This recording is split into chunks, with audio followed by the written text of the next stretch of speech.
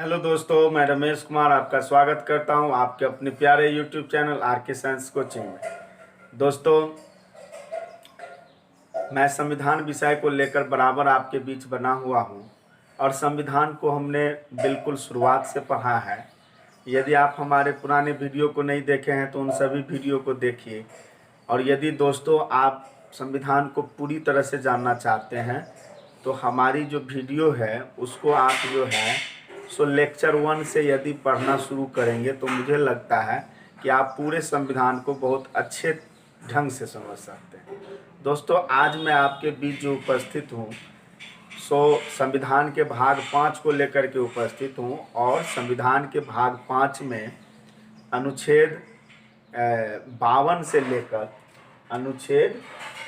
से लेकर के 151 तक का उल्लेख हमारे संविधान के भाग 5 में है। और संविधान के भाग 5 में दोस्तों संघ सरकार की बात की गई है और संघ सरकार में जितनी भी चीज़ें होती है, संघ सरकार में जितने भी विभाग होते हैं, उन तमाम चीज़ों के बारे में संघ सरकार के तहत यानी कि अनुच्छेद 52 से लेकर अनुच्छेद 151 तक उल्लेख किया गया है। तो हम लोगों को जानना चाहिए कि यह जो भाग है एक बहुत लंबा भाग है, बहुत ही विस्तृत भाग है। इस विस्तृत भाग को हम लोगों को खंडों में बांट करके पढ़ना होगा। तो सबसे पहली बात जो आपने देखा कि इस भाग में बात होती है संघ सरकार की। तो दोस्तों, संघ सरकार की बात होती है। संघ सरकार को केंद्र सरकार भी कहते हैं और इसको सेंट्रल गवर्नमेंट भी कहते हैं। तो जब संघ सरकार की बात होती है तो सरकार को पूर्ण रूप से पहले समझना जरूरी है। दोस्तों, हमारा देश जो है वह राज्यों का संघ है। हमारे देश में 28 राज्य और 8 केंद्र शासित प्रदेश हैं और ये सभी मिल करके एक अखंड भारत का निर्माण करता है। दोस्तों, जब हम बचपन में थे, बचपन के अनुभव को बताना चाहूँगा। बचपन में जब देखते थे चुनाव होते हुए और जल्दी जल्दी चुनाव होता था, 1 साल 1.5 साल के अंतराल में कई चुनाव हो जाते थे, तो पता ही नहीं चलता था किस चीज़ की चुनाव होती है।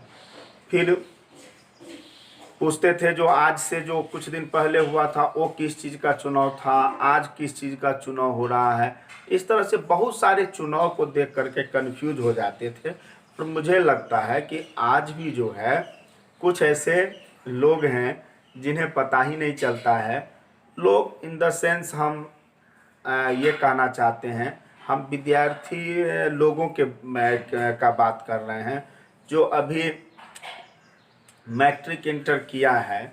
ठीक है दोस्तों, तो ऐसे विद्यार्थी जो है सरकारों को, चुनाव को, लोकसभा, राज्यसभा, विधानसभा, विधान परिषद, ये सब जो सुनते हैं तो कन्फ्यूज हो जाते हैं।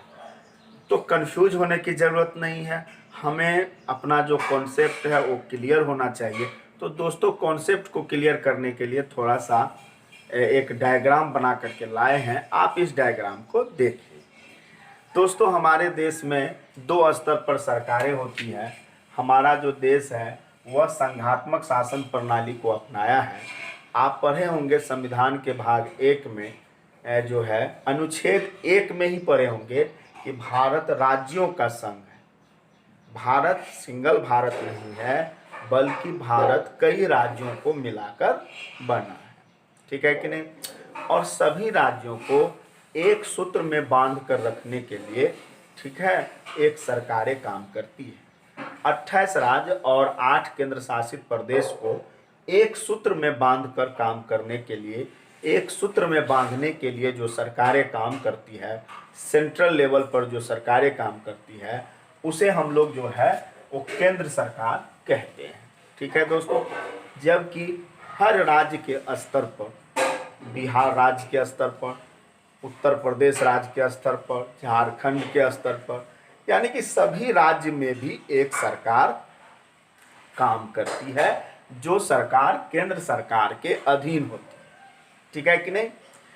तो हर राज्य के स्तर पर जो सरकारें काम करती है, जैसे हम लोग बिहार के निवासी हैं तो बिहार के स्तर पर जो सरकारें काम करती है, जहाँ के मुख्यमंत्री नीतीश कुमार है, ठीक है कि नहीं दोस्तों, फागू सिंह चौहान राज्यपाल हैं, तो बिहार राज्य में भी एक सरकार हम लोग देखते हैं, है कि नहीं, तो उसको राज्य सरकार कहेंगे। तो दोस्तों हमारे देश में जो सरकारें हैं वो दो स्तर पर काम करती है। एक तो राज्य के स्तर पर जो सरकार है वो राज्य सरकार कहलाती है, और केंद्र के स्तर पर जो सरकारें हैं वो केंद्र सरकार कहलाती है। कई बार महिलाओं को देखते हैं बोलते हुए, महिलाएं नहीं जानती है, तो सरकार जब बोलती है तो वो नरेंद्र मोदी को भी सरकार बोलती है और नीतीश कुमार को भी सरकार बोलती है, तो वो भी कंफ्यूज कर जाती है कि आखिर मामला क्या है दोस्तों। तो इसी तरह के कंफ्यूजन को दूर करने के लिए इस डायग्राम को समझना बहुत जरूरी है। तो चलिए हम लोग देखते हैं। ये सबसे पहले बात केंद्र सरकार की करते हैं।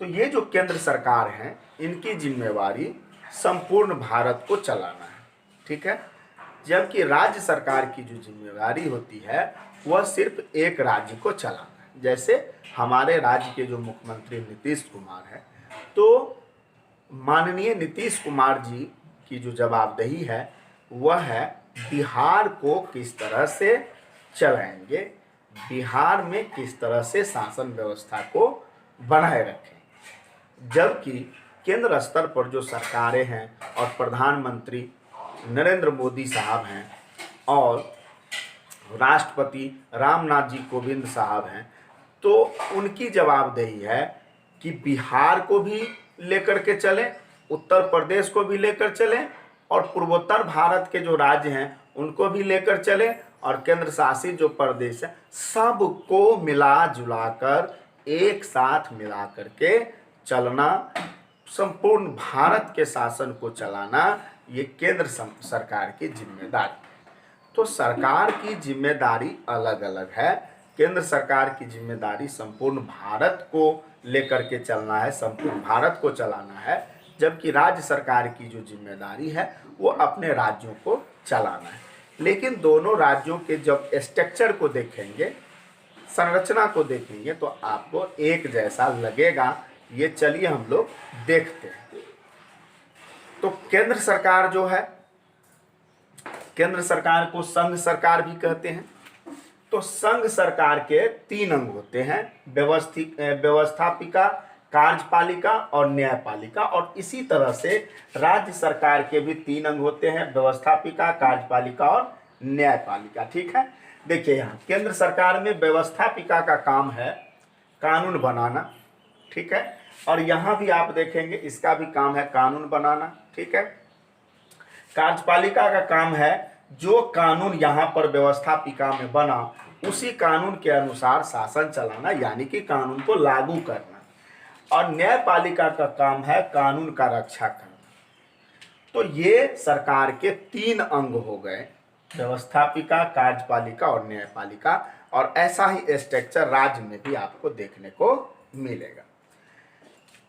तो दोस्तों न्यायपालिका जो है, केंद्र सरकार में जो न्यायपालिका है, वो न्यायपालिका के जो अंग हैं वो है सर्वोच्च न्यायालय यानी सुप्रीम कोर्ट, ठीक है, और सुप्रीम कोर्ट में 34 न्यायाधीश होते हैं, ठीक है कि नहीं, एक मुख्य न्यायाधीश और 33 अन्य न्यायाधीश। इस तरह से दोस्तों 34 मुख्य न्यायाधीश होते हैं, और इनका काम है कानून का रक्षा करना और संविधान का रक्षा करना, नागरिकों को मौलिक अधिकार दिलाना। अब आइए व्यवस्थापिका जब आप देखेंगे तो व्यवस्थापिका का काम है कानून बनाना, और केंद्र सरकार की जो व्यवस्थापिका है उसको संसद कहा जाता है। और दोस्तों संसद 3 चीजों से बनता है, लोकसभा, राज्यसभा और राष्ट्रपति। तो जब बातें लोकसभा और राज्यसभा की होगी तो हमें समझना चाहिए कि बातें केंद्र सरकार की हो रही है, राज्य की नहीं, ठीक है कि नहीं। लोकसभा निम्न सदन है जबकि राज्यसभा उच्च सदन है। लोकसभा में 545 सदस्य होते हैं और राज्यसभा में 245 सदस्य होते हैं, और राष्ट्रपति, ये तीनों मिलकर के संसद का निर्माण करते हैं, ठीक है कि नहीं। संसद में राष्ट्रपति भी हैं, यानी राष्ट्रपति भी संसद के अंग हैं। इसके बाद देखिए दोस्तों, जो कानून यहाँ पर संसद बना के देगी, लोकसभा, राज्यसभा, राष्ट्रपति के अनुमोदन होने के बाद जब कानून बन जाएगी, उसी कानून को लागू करना और उसी कानून के अनुसार शासन को चलाना, ये काम करती है कार्यपालिका।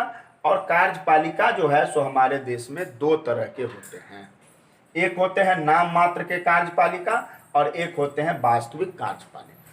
ठीक है, तो नाम मात्र के कार्यपालिका राष्ट्रपति और उपराष्ट्रपति को कहा जाता है, खास करके राष्ट्रपति को कहा जाता है, याद रखेंगे। जबकि वास्तविक कार्यपालिका जो है वो प्रधानमंत्री और मंत्रिपरिषद है। यानी कि प्रधानमंत्री और मंत्रिपरिषद जो है सो कार्यपालिका का यदि आप कहिएगा तो आप प्राण कह सकते हैं। यानी कि प्रधानमंत्री और मंत्रिपरिषद यदि निकल जाए, कार्यपालिका से निकल जाए, तो समझिए कि कार्यपालिका मर जाएगी। ठीक है कि नहीं? तो इस तरह का स्ट्रक्चर आपने देखा केंद्र सरकार में, और राज्य सरकार में कुछ ऐसा ही स्ट्रक्चर देखिए न्यायपालिका का काम है कानून का रक्षा करना, और ऐसा ही काम राज्य में न्यायपालिका का है, और वह है उच्च न्यायालय। ठीक है, व्यवस्थापिका आप देखेंगे जिस तरह से यहाँ पर केंद्र सरकार में व्यवस्थापिका जो है, संसद को व्यवस्थापिका कहते हैं, उसी तरह से राज्य में देखेंगे विधानमंडल को व्यवस्थापिका कहते हैं। संसद के 3 अंग होते हैं, लोकसभा, राज्यसभा, राष्ट्रपति। लोकसभा निम्न सदन, राज्यसभा उच्च सदन और राष्ट्रपति होते हैं। उसी तरह से दोस्तों राज्यों में भी विधानसभा, विधान परिषद और राज्यपाल होता है। तो सभी राज्यों में ऐसा स्ट्रक्चर नहीं है, थोड़ा सा अंतर है। विधान परिषद सभी राज्यों में नहीं है, फिलहाल अभी जो है मात्र 6 राज्यों में मात्र विधान परिषद है। बाकी अन्य राज्यों में विधानसभा और राज्यपाल मिलकर के ही विधानमंडल का निर्माण करते हैं। ठीक है, इधर कार्यपालिका की बात जब हम करेंगे तो कार्यपालिका जो है जिस तरह से केंद्र में नाम मात्र के कार्यपालिका और वास्तविक कार्यपालिका है, उसी तरह से राज्य में भी नाम मात्र के कार्यपालिका और वास्तविक कार्यपालिका है।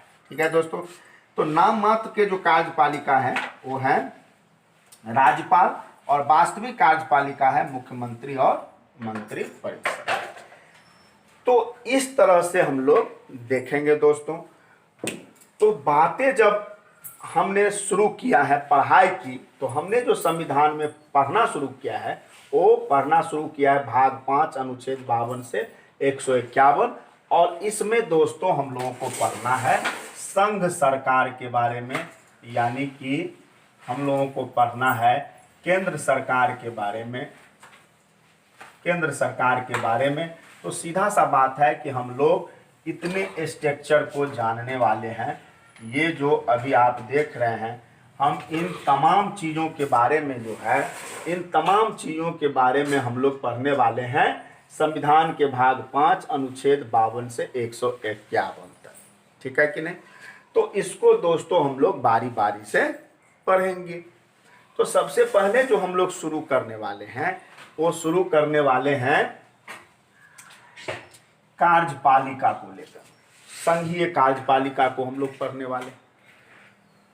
तो संघीय कार्यपालिका को हम लोग शुरू करेंगे। ठीक है दोस्तों, तो संघीय कार्यपालिका को हम लोग अलग वीडियो में देखते हैं। अभी दोस्तों आप ये देख लीजिए, ये हमारे सरकार का बनावट है। केंद्र सरकार और राज्य सरकारें हमारे देश में 2 स्तर पर काम करती है। इसको समझना बहुत ज़रूरी है, इसको समझे बगैर हम कुछ नहीं समझ पाएंगे। तो सबसे पहले इन बातों को समझिए अच्छे से, फिर से 1 बार 2 बार वीडियो को देख लीजिए, वीडियो को रोक करके इन तमाम चीज़ों को पहले नोट कर लीजिए, तब आपको समझने में अच्छा होगा। ठीक है दोस्तों, तो अगला जो वीडियो हम लोग लेंगे वह वीडियो हमारा होगा ये कार्यपालिका। और कार्यपालिका किसका कार्यपालिका? राज्य सरकार के कार्यपालिका या केंद्र सरकार के कार्यपालिका? तो केंद्र सरकार के कार्यपालिका, क्योंकि हम केंद्र सरकार को पढ़ने वाले हैं। तो हम केंद्र सरकार के कार्यपालिका यानी कि संघीय कार्यपालिका को पढ़ेंगे, फिर व्यवस्थापिका को पढ़ेंगे, उसमें हम लोग संसद को पढ़ेंगे, लोकसभा राज्यसभा सब के बारे में पढ़ेंगे, ठीक है। इसके बाद दोस्तों न्यायपालिका में सुप्रीम कोर्ट के बारे में पढ़ेंगे। अभी हम लोग ये पढ़ रहे हैं, अब पढ़ेंगे अगले वीडियो में संघीय कार्यपालिका। क्या पढ़ेंगे? संघीय कार्यपालिका। तो संघीय कार्यपालिका में दोस्तों हम लोग यहाँ से शुरू करेंगे। पहले राष्ट्रपति के बारे में पढ़ेंगे, फिर उपराष्ट्रपति के बारे में पढ़ेंगे, फिर प्रधानमंत्री और मंत्रिपरिषद के बारे में पढ़ेंगे।